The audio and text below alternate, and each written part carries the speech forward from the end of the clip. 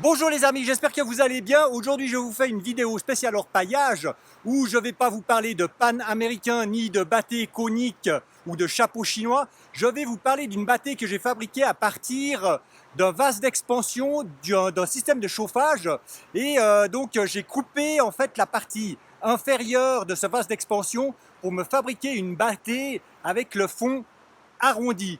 Donc je me retrouve avec une bâtée comme celle-là, donc avec le fond rond. Quand je l'ai démonté, malheureusement, j'ai dû enlever les pieds qui la constituaient, et puis ça a fait des trous que j'ai dû reboucher en les ressoudant. Et donc, je vais creuser ici. Je suis sur un placère où il y a énormément de gros cailloux. Il y a un courant qui, en général, draine pas mal d'or par ici et puis qui font pas mal de traînées de dépôt derrière justement tous les gros cailloux. Ici, vous pouvez voir que dernièrement, il y a quelqu'un qui est venu creuser, je pense il y a un ou deux jours, et qui n'a pas refermé ses trous non plus. Donc ce que je vais faire ici maintenant, je vais essayer de décaper un petit peu toute cette partie ici, et puis voir si, comme le dit si bien Athos, s'il y a de la biche-bite, et comme le dit Orsud, ici, je pense qu'il va y avoir de la chiblasse. Allez, je vais aller creuser un petit peu et je vous reprends tout à l'heure. Voilà, donc maintenant j'ai creusé mon trou, enfin j'ai creusé un petit peu ici, j'ai rempli mon pan. C'est un pan qui permet de bien remplir. Là, il est tellement lourd que j'arrive même pas à le soulever avec une main. Donc je suis un petit peu embêté. Hop, on va aller dans ce coin ici pour que je puisse le nettoyer. Et je vais voir en fait si j'arrive simplement à travailler avec une main, ce qui me semble un petit peu difficile vu le poids que ça va faire. Alors attendez, je change de côté, on y va. Donc j'ai déjà fait 2-3 essais avec ce pan tout à l'heure, avec cette bâtée. Je la trouve assez sympa parce que même si le fond est assez lisse, sans trop de rugosité, eh bien les bords qui sont un petit peu relevés et comme ça en arrière, eh bien, me permettent de faire un petit peu comme une petite rifle, et puis de faire que les matières lourdes ne partent pas tout de suite. Ensuite de ça, il y a une espèce de, vu le volume qu'il y a une espèce de flottabilité qui fait que j'arrive à le maintenir un petit peu entre deux eaux, juste à la surface, juste suffisamment pour que j'arrive à faire la vague de cette manière-là. Et là, il est vraiment pas lourd du tout.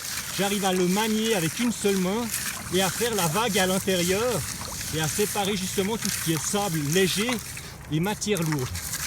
Donc franchement, je trouve que ce petit pan que j'ai fabriqué en récupération est assez intéressant.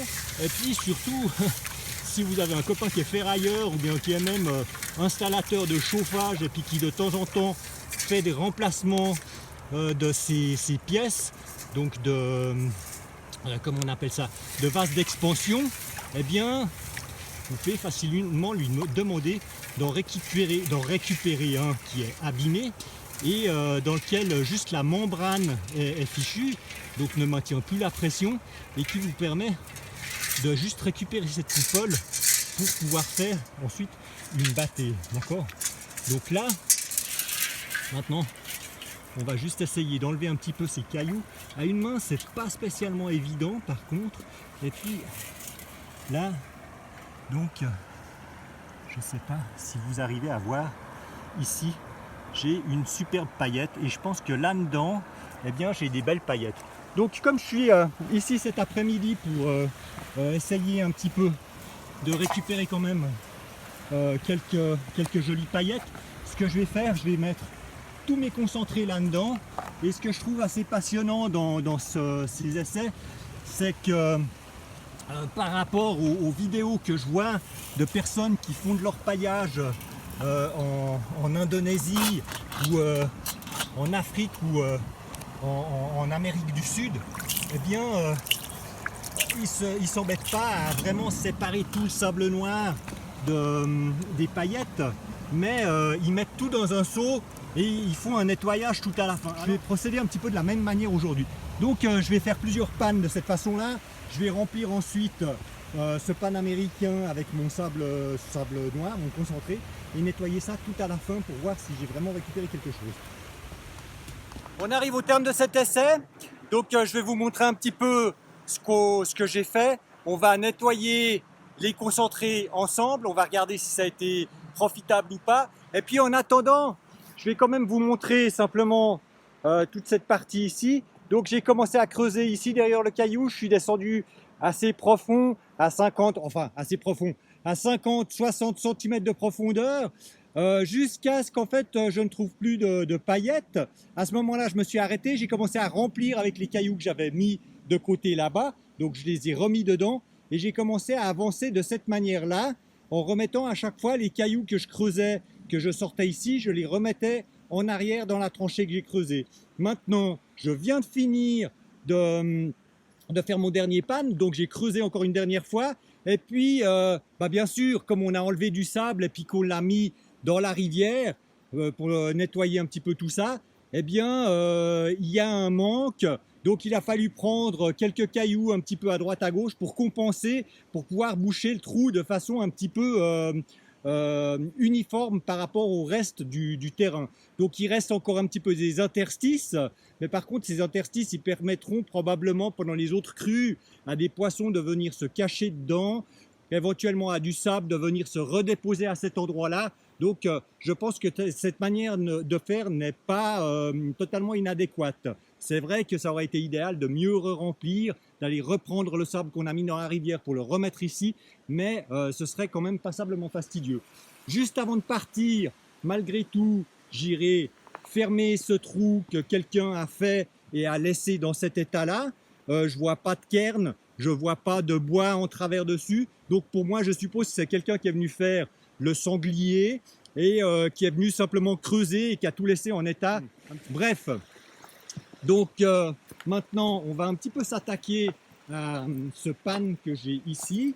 Donc il y a mon pan avec les concentrés. Et puis on va aller regarder un petit peu ce qu'il y a là-bas dedans. Alors, on va y aller un petit peu doucement.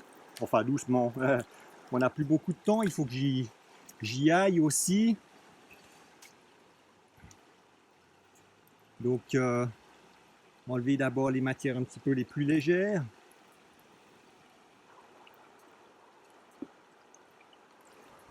On reconcentre un petit peu au fond.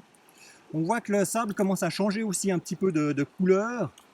On voit qu'il devient de plus en plus noir au fur et à mesure. Donc on suppose que dans le fond de la rainure du pan, eh bien, on a pas mal de matières lourdes qui sont déposées. Il me semble avoir vu une paillette qui était en train de vouloir prendre la poudre d'escampette. Donc je reconcentre de temps en temps. Je surveille toujours un petit peu en surface pour voir si justement il n'y a pas quelques paillettes qui sont en train de partir. Là j'en vois une qui apparaît, une autre, il y en a même une assez grosse. Donc pareil, on reconcentre.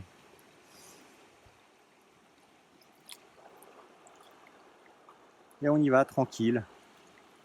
On va pas non plus s'exciter maintenant, c'est pas le moment. C'est justement la partie la plus importante à la limite, je dirais.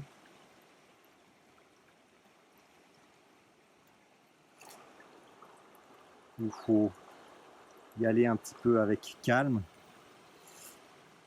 de façon à piéger le maximum de ces petites paillettes qui se trouvent là-dedans. Par contre, si on peut enlever le plus possible de sable léger, eh bien ça facilitera tout à l'heure un petit peu le nettoyage. Là, je vois qu'il y a de nouveau une paillette qui se fait là mal. On va un petit peu tout reconcentrer ça au fond. Et on y va tranquillement. Là, je vois qu'il y a de nouveau une paillette qui est en train d'avancer. Voilà. Donc, effectivement, c'est pas facile. Alors, touc, touc, touc, touc, touc.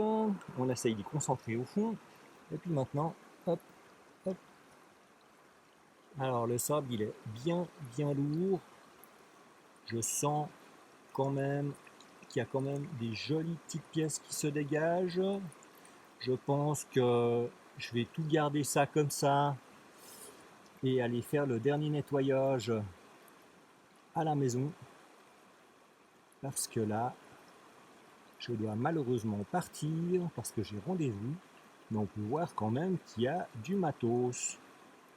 Ok, donc finalement aujourd'hui mon essai avec mon pan à curon, on va dire, était assez chouette, hein. On a quand même un joli petit résultat les gars, hein. Alors, ça c'est pour c'est la chiblasse hors sud, comme il dit, j'aime bien. Et puis c'est la biche-bite à Athos.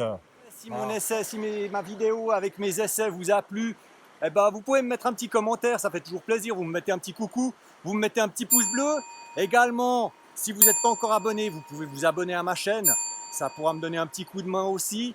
Et surtout, n'oubliez pas de mettre la petite cloche pour être prévenu pour mes prochaines vidéos. Sur ce, je vous dis salut, à la prochaine.